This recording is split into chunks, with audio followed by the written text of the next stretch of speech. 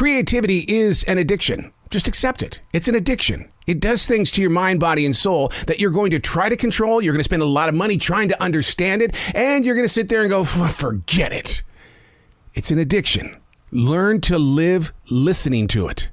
Unplugged because we will always say yes to creativity. Totally uncut because we all make mistakes. So turn it into a tool. This is Arroe Unplugged. Locked in a moment.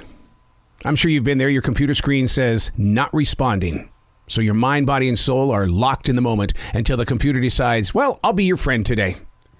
Wouldn't it be great if right here on the top of our forehead, right here, if we could have not responding? Then this way we don't have to assume that they're not going to respond. It's going to say, well, you know what? We could be locked in a moment for a while until they decide to check back in, to get grounded, to reach out there, to make sure that they're available for the rest of us, because without them, we're locked in a moment. It's almost like the sun today. It's already 8:15 in the morning, and I'm overlooking this beautiful forest in South Charlotte, North Carolina.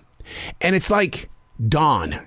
Not the beginning of a new day. I mean, it's like dawn, where it's barely lit up, and every animal is looking to the eastern sky going, here it comes, man. That sun's going to be arriving anytime now. Here it comes.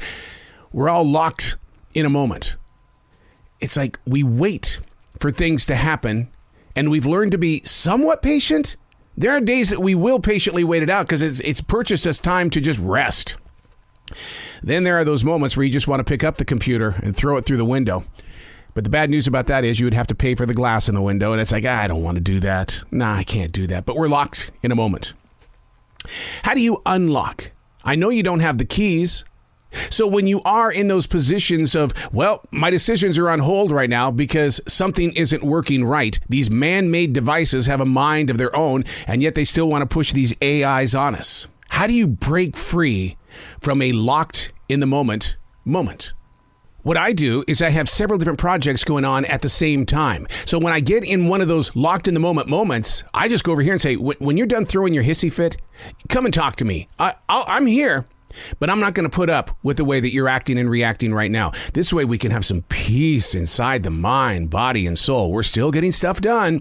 It's just going to be at a different pace and race. Hey, it's Arroe. This is The Choice. This is what I was writing while the sun was waking up on a brilliant new day. Today we're reading from January 19th, 2023. 70 degrees in January. Funny how I'd also find reason to deeply wonder if it were only 32 degrees. So it's normal versus abnormal. What is the accepted behavior? My father didn't want the perfect children. He wanted them just to be well behaved. To make it clear, as a child, I thought his methods of discipline were very abnormal. I mean, the father on the Brady Bunch never yelled at his 6 children. Was that normal?